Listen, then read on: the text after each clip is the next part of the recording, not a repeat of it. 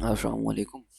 उम्मीद है कि आप सब खैरियत से होंगे। तो आज हम अपना नेक्स्ट लेक्चर स्टार्ट करते हैं, जो कि हमारे पास है thermo regulation in mammals specially in human. तो रेगुलेटरी स्ट्रेटजीज मतलब क्या क्या रेगुलेटरी स्ट्रेटजीज वो यूज़ करते हैं। तो mammals include human maintain their body temperature with in narrow ranges. तो मैमल्स जिनमें स्पेशली हम ह्यूमंस हैं, वो अपना बॉडी टेम्परेचर मेंटेन करते हैं इन नैरो रेंजेस। वो क्या हैं कि 36 to 38 डिग्री सेंटीग्रेड। तो क्योंकि मैमल्स हमारे पास क्या है, एंडोथर्मिक है। हमने लास्ट अपने लेक्चर में पढ़ा था कि एंडोथर्मिक वो हैं जो अपना बॉडी टेम्परेचर मेंटेन करते हैं। तो ह्यूमन्स ये हैं, हमारी बॉडी का जो नॉर्मली बॉडी टेम्परेचर है वो 37 डिग्री सेंटीग्रेड या 98 डिग्री फ़ारेनहाइट होता है, लेकिन वो उस नैरो रेंजेस में मेंटेन होता है 36 से 38 तक। The origin of endo Serene birds and mammals have provided the opportunity to keep highly metabolic rate and availability of energy round the clock। तो जो इनका ओरिजिन है, यानी कि ये एंडोथर्मी है बर्ड्स और मैमल्स में, ये इन्हें अपॉर्चुनिटी प्रोवाइड करती है ताकि इनका मेटाबॉलिज्म हाई हो। मेटाबॉलिज्म हाई होने का मतलब ये है कि ये अपनी एनर्जी की नीड खुद पूरी करने के लिए इनका मेटाबॉलिक ज़्यादा होता है। जितना मेटाबॉलिक रेट ज़्यादा होगा तो उतनी ज़्यादा अमाउंट में हीट और एनर्जी प्रोड्यूस होगी। और energy and require greater ability to adaptations and has assist in match of their wider diversity and distribution of region of the earth। तो इस वजह से ये मतलब अर्थ में बहुत ज़्यादा इनकी डिस्ट्रीब्यूशन है कि ये बहुत ज़्यादा उसमें पाए जाते हैं। These regulate the rate of metabolic heat production। ये अपनी हीट प्रोडक्शन के रेट को रेगुलेट करते हैं। Balance it with the rate at which they gain or loss from the surrounding.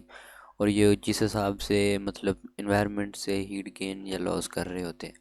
The rate of heat production is increase by increasing muscle. तो अगर इस heat production के रेट को इन्होंने इंक्रीज़ करना होता है तो ये अपना मसल की जो कॉन्ट्रैक्शन और रिलैक्सेशन है उसको इंक्रीज़ करते हैं, जिसकी वजह से हमारे पास जब मसल्स की मूवमेंट होती है तो उसको हम कहते हैं शिवरिंग मैकेनिज़्म या शिवरिंग थर्मोजेनेसिस। यानी कि मूवमेंट ऑफ मसल्स के ज़रिए जो हीट प्रोडक्शन का मैकेनिज़्म है, that is called shivering mechanism.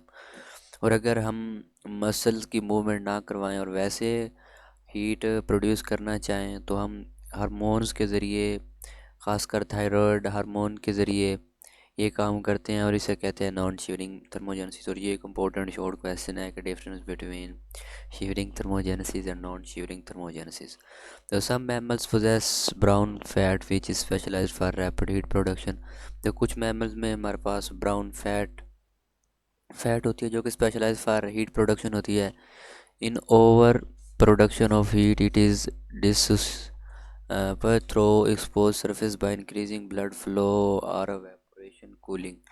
तो अगर हीट ज़्यादा प्रोड्यूस हो जाए तो फिर क्या कि एवेपोरेशन के लिए मतलब एवेपोरेशन की कूलिंग यूज़ की जाती है इन मैमल्स।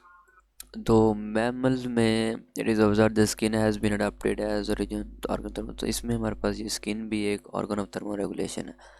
तो अब तक हमने जो पढ़ा कि क्या क्या रेगुलेटरी स्ट्रेटजीज़ हैं कि टेम्परेचर मेंटेन करते हैं या हाई मेटाबॉलिक रेट और हाई एनर्जी प्रोड्यूस करते हैं। फिर शिवरिंग और नॉन शिवरिंग मैकेनिज्म था। फिर दैन हमारे पास ब्राउन फैट था। दैन हमने पढ़ा कि स्किन भी है, वो उसमें रेगुलेटरी ऑर्गन के तौर पर वर्क करती है।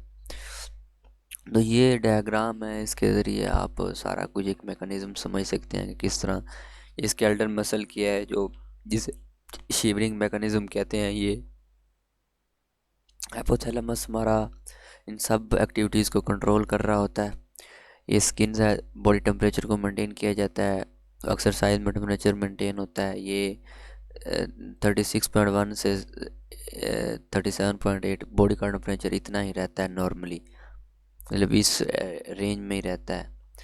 और या अगर कुछ वो हो तो स्वेट ग्लैंड को एक्टिवेट किया जाता है।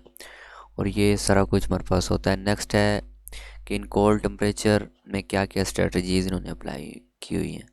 तो in cold temperature mammals have various mechanism that regulate heat exchange with in the environment.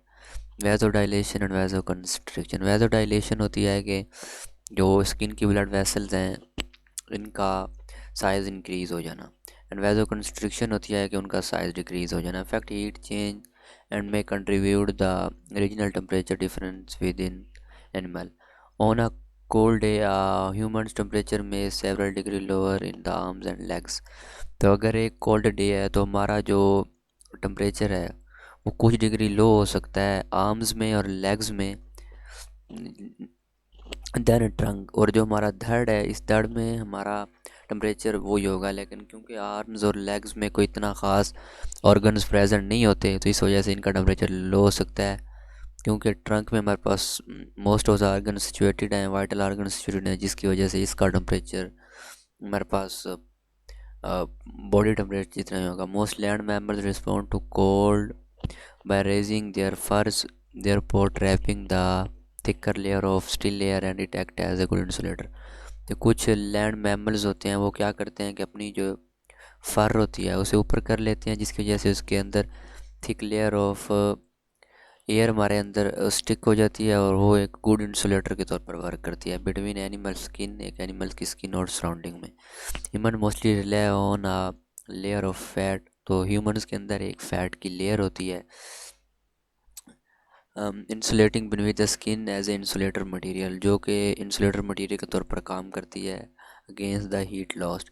Similarly marine mammal such as whales and seals inhibit much colder water than their body temperature, having a very thick layer of insulating fat called blubber under the skin. ये blubber एक short question है important कि what is blubber. तो blubber हमारे पास क्या है कि जो मराइन एनिमल्स होते हैं, मराइन एनिमल जो समुद्री पानी में रहने वाले जानवर होते हैं, उनमें क्या क्या आ जाते हैं, उनमें हमारे पास वेल्स आ जाती है और सील्स हैं। तो वो अपनी बॉडी का टेम्परेचर किस तरह मेंटेन करते हैं कि उन्होंने एक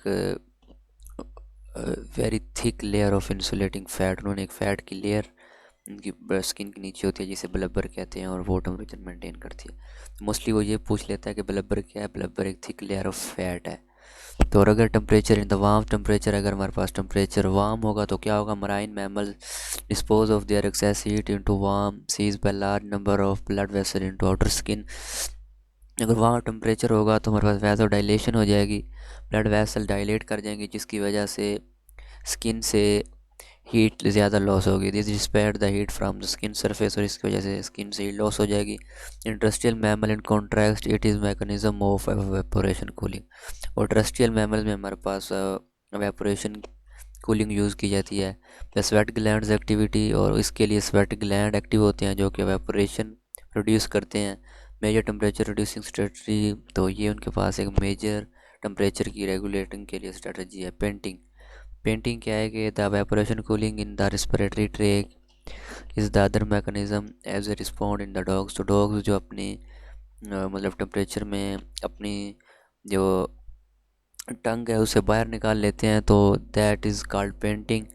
और ये डॉग्स में होता है। Bats etc use saliva and यूरन for evaporation cooling. और हमारे पास जो बैट्स हैं वो सलाइवा और यूरन एज एवेपोरेशन कूलिंग के लिए यूज़ करते हैं। तो ये था हमारे पास regulatory strategies in warmth and cold temperature. और थैंक्स फॉर वाचिंग। और अगर वीडियो अच्छी लगे तो वीडियो को लाइक और चैनल को सब्सक्राइब कीजिएगा और अपना बहुत सा ख्याल रखें।